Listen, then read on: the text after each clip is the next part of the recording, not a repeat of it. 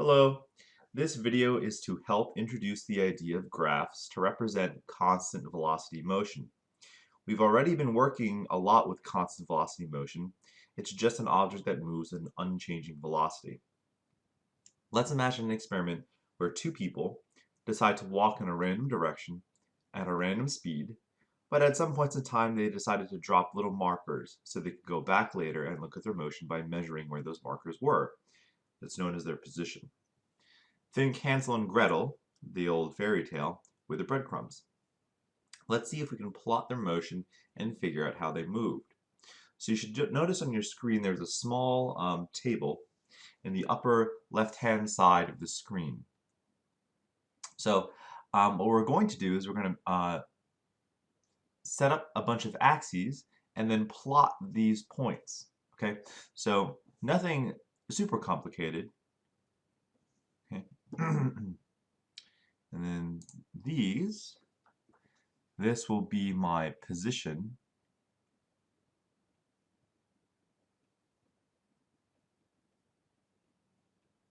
This will be my time.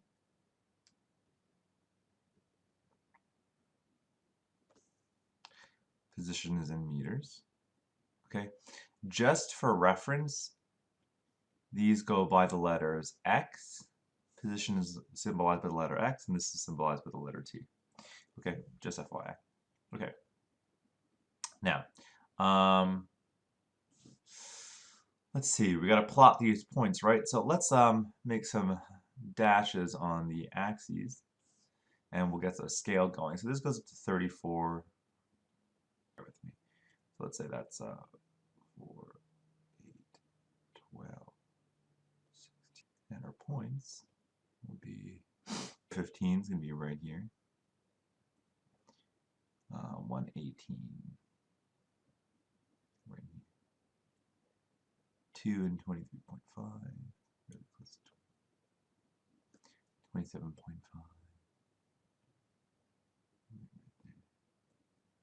And then 31. And then 34.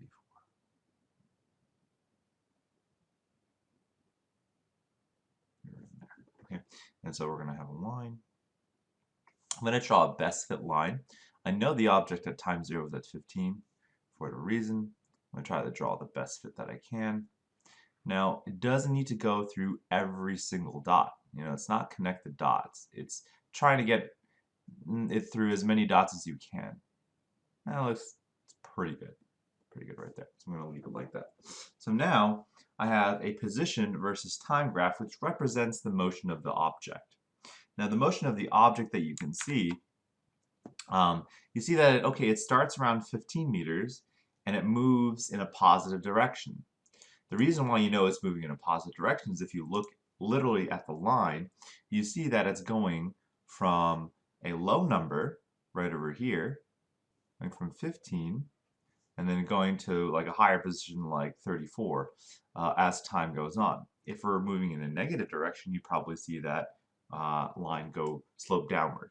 So that's probably what you'd see. That's how you do a position versus time graph. It's a different representation of motion, just like a motion diagram is. So now what I'm going to do is I'm going to move this over to you guys. So now that you've seen me do this, see if you can replicate it on your own.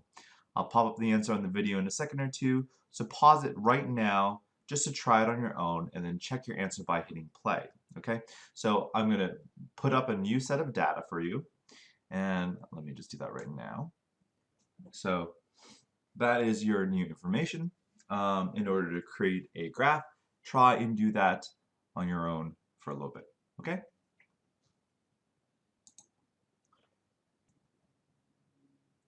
This is the answer that you should see or should have for this next graph. If your scales are different, that's okay. If your numbers are different, that's okay. But as long as you see a general trend downward and seeing that this object is moving in a negative direction, then you're okay. Now, what I'm going to show you are two computer-made graphs of the same exact data, but are nicer to look at, so we can get a better idea of what we're looking at. So the first graph that we were looking at, so the first graph should look something like this.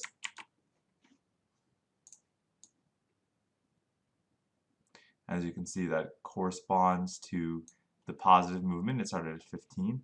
And the second graph, notice how these objects are moving in different directions. And this first object, if we make a list, this object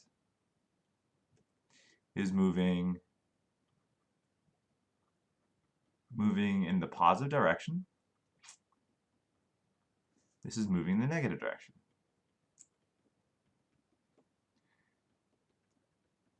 All right, this has a starting point of 15 meters, so it starts at.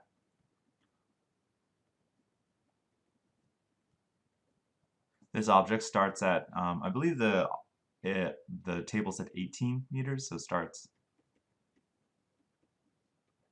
at 18 meters. Now here's a rough idea of what's going on.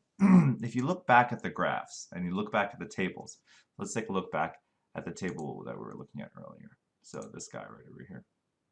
If you look at the data and you look at the positions, this looks like from 15 to 18, it looks like in 1 second it moved, I don't know, 3 meters. And then it looked like it moved another bunch of meters from 1 to 2 seconds, right? And then from 2 to 3, 3 to 4. And so he said that this is constant velocity motion, yet the dots aren't evenly spaced, which we would assume is the case if you're having constant velocity motion. Well, you know, sometimes maybe he stumbled, maybe he set up just a little bit, maybe he dropped the marker a little ahead or a little behind when he should have. So that's what happens with error in your data. So even though he might be moving at a constant velocity, there might be some cases where he moves a little faster, a little slower, or incorrect placement of markers. So all that leads to error and a graph that doesn't look perfectly linear, which is what a line is. So going back to the original graph, what we can do is use this to help us find how fast they're moving in general, almost like an average, almost like I would say finding a best fit line.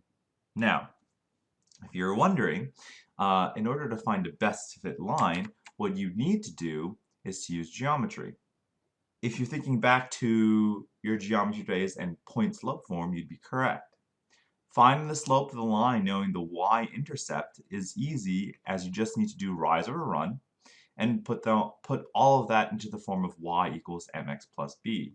So if you remember your geometry, y equals mx plus b, right? So that's point slope form. M is the slope, B is the intersection point on the vertical axis, and so this is what we can use because you already know this from probably freshman year. So let's go back and see if we can figure this out. So I'm going to use this y equals mx plus b to figure out what the equation is for the line in this first graph that's moving in a positive direction. I'm going to write it down, and you're going to practice on that second graph. Okay, so I'm going to again. I'm going to show you how to do it first, and then you can pause the video while you try it for the second. So using that formula, y equals mx plus b, I know that the b in this case is going to be 15. 15 meters. Okay, I'm going to use my units now. So just be careful. It's not the m here. This m refers to meters. Okay. And then now I need to use, let's say x for this case. All right, I'll put the x there. I need to find what the slope is. I'm actually going to go back up here. I'm going to figure out what the slope is. So thinking about it, okay, this object started at 15, so I know that one of my points is going to be 0, 15. And remember, this is a rough estimate. If you did this in a calculator or a computer, it could probably give you a much better idea. And it doesn't really intersect with this point well, not this point well, not as well as this one. That one, I would say, intersects this point best, right? So I'm choosing 2 points in order to get a line. I almost always choose my first point because that's super easy because there's a 0 in it. It's going to make my calculations easy as well. So that 1, 2, 3, 4, 5. This is at 4 seconds. I'm just going to go back. I kind of forgot what that was. So at 4 seconds, it was at 31. Okay, so this is 431. Oops, 1 second.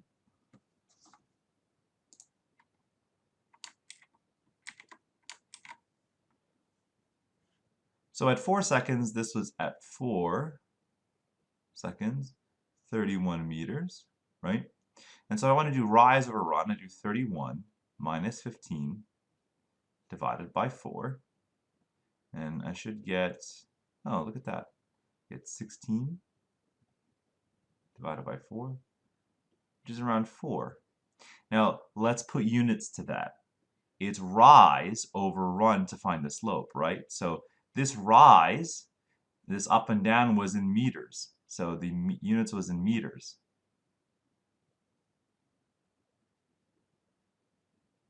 Divided by, and the time, the run was in seconds. So really, this 4 means not 4 meters and not 4 seconds, but 4 meters over seconds or per second. So literally over here, I'm going to type in 4 meters per second.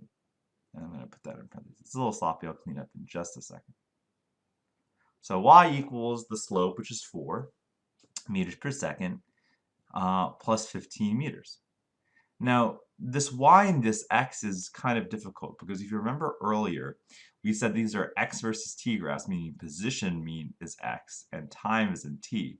What I'm going to do is I'm going to rewrite these equations using the letter format or the algebra format that's used in physics. So a position versus time graph or an x versus t graph can give you enough information to find a position as a function of time, or rather this formula that you're seeing on the bottom. So really, I'm going to replace some of these letters with other letters. The numbers are actually going to stay the same. So my position, which is not y anymore, but x, equals 4 meters per second times time, plus my starting point, which is 15 meters. This over here is a position as a function of time equation for constant velocity motion. Try and see if you can get the same thing for the second graph.